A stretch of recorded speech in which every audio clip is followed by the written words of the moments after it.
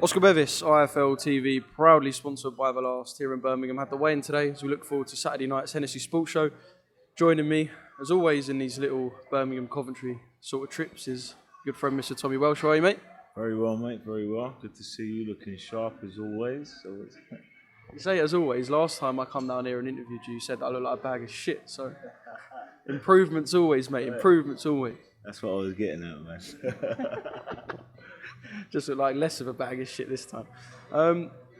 Yeah, like I said, just sort of same old Hennessy putting on shows in Birmingham and Coventry. We spoke about you going away and fighting, but you're back on one of these shows as always and back ready to do your thing, basically.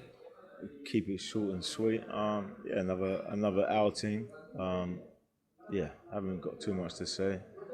Tune in to watch a nice little performance. I think that's the main sort of thing we can get across, definitely. But yeah, man, ready to put a show on. Obviously, last time out you fought Alvaro Torreiro. I spoke to you after and you were sort of, what's the word?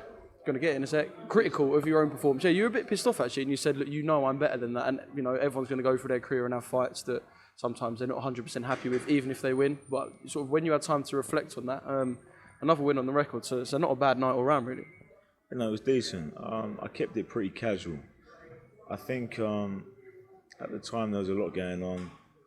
I wasn't 100%, you know. So I made quite easy work of it. I just didn't really push too hard, but I guess I could say I was getting the rounds in, and also it was a nice little, 4 rounds in the tank basically. But you know, you always have to be critical. I got out of there pissed off. I wanted to, we always want to put this pressure on ourselves to perform at our greatest, and I didn't perform at my greatest. Obviously, I still got the win. It wasn't about how when I was going to win. It was like how you're going to win. Do you know what I mean? And I wanted to show a bit more, but it was quite nice that I didn't show too much and still got, still breezed it and got the 4 rounds in without getting too ahead of myself. I know what I can do, but it was nice just to get in there and get the rounds in the tank. So tomorrow night, can we expect you to show more different sort of strings to your bow, or can we expect, because of last time out, can we expect a pissed off, angry Tommy Welch who is going to go in there and not just swing wild, but go in there and look to take someone out and hurt them? I would say strategically, definitely. I've got a plan up my sleeve. So yeah, man.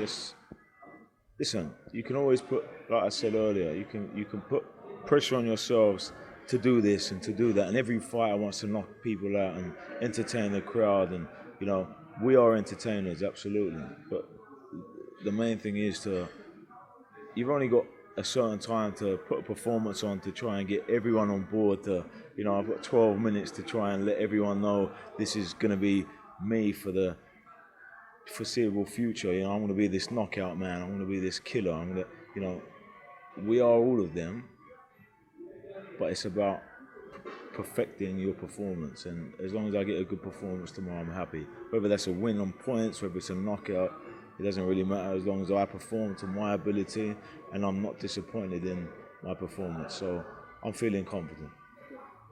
I do want to talk about Roy Jones, who's obviously been in your gym because Eubank's been there and he's been training, working away. He's with Roy Jones, and just obviously, look, I know your dad was a well-known name in the heavyweight scene in this country, but just being around someone like Roy Jones, you would have been around loads of heavyweights. And I remember when we spoke and you said even as a kid you was around loads of different people, Mike Tyson and whatnot. But being around Roy Jones at a stage of your career where he's sort of maybe putting his 2 pence in and telling you things and you're learning off someone like Roy, what is that doing for a career like yours? It's massive, isn't it?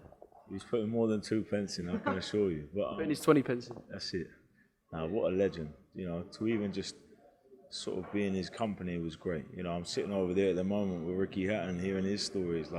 It's nice to hear these guys that have been there, done it and worn the T-shirts to just take something from them, picking their brains on certain situations or things that they've done in the past. Maybe something that's, they've done that didn't work or something that worked. Like to have Roy in the gym, in my dad's gym, it was fantastic. It clarifies everything my dad's always told me. So everything he's taught me in the past, Roy's come in and maybe he's tweaked it a little bit and put his little way on what he does. And boxing's a very simple sport. We just confuse it at times. And Roy is a legend. His moves. I remember speaking to him and I said to him, what you done, you probably could never teach. Yeah, because God blessed him with certain skills and mindsets that no one can just wake up and do. You either have that or you don't have that. But his fundamentals is as a fighter and as a coach are all there. They're all sort of the basic level of world level training, and the stuff that he was given to me was gold dust. It was nice, but it also, like I said, clarifies what my dad's teaching me. So yeah. You've got loads of good people around you, and you've got the path to succeed. And Saturday night we go again, look for another good performance and another win, and the train will roll on. I do have to ask you one thing, right? So I'm not going to sit here and just put names forward, because there's about 5 to 10 prospect level British heavyweights that will all sort of be mentioned and said alongside each other. I'm not going to name names specifically, but just from your perspective and where your head's at, when them sort of names are mentioned, like, because you've got guys on different platforms, guys with Frank, guys with Eddie, guys with Mick, and it's just like, don't feel like they're going to cross anytime soon. So just from your perspective, when people mention them, I just want to know where your sort of head's at in them situations. Listen, I'm a guy who's in the shadows. I'm not the one who's getting plastered everywhere. I'm just in the shadows working away, and I'm gonna keep chipping this tree down until it falls, and whoever gets in my way at certain times, I will have to overcome, and it doesn't really matter. We're all gonna fight each other at one point, if that's the case. I'm pushing on. I want to push on in the future to them, to the levels of the British titles, to the further on, and whoever steps in my way is obviously on their path, and we will cross and we will meet. But yeah, what more can I say? I don't really care who's in front of me, and is what it is. Yeah, I know what you mean. It's one of them situations where it just will get mentioned, but like you said, at some point it'll all happen. But for now, gonna keep doing your thing, and Yeah, let me add that, everyone's always trying to pull, it don't matter who you are as a fighter. Even in the past, everyone's always edging you, who, this guy, it doesn't matter. it's just like boxing impatience, and people are impatient, aren't they?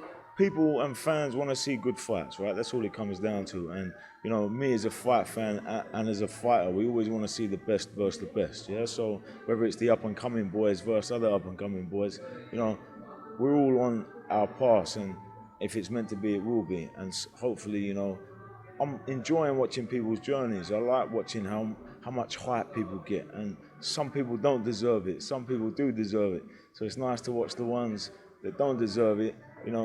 People that are put on pedestals, if they're not the real deal, they fall down, So it don't really matter. It's all just timing. And I don't really, like I said, I'm in the shadows working away. My head's down and my dad's guiding me. I'm not in a rush. I'm not trying to crave every little bit of clout I can get. I'm here, I'm just, like I said, just working away on these shows with Mick Hennessy. We have a plan and we're working to it. It's nice. It's fun. I'm enjoying it. I'm pleased to be here. I've worked very fucking hard to get here. So, I'm going to keep working.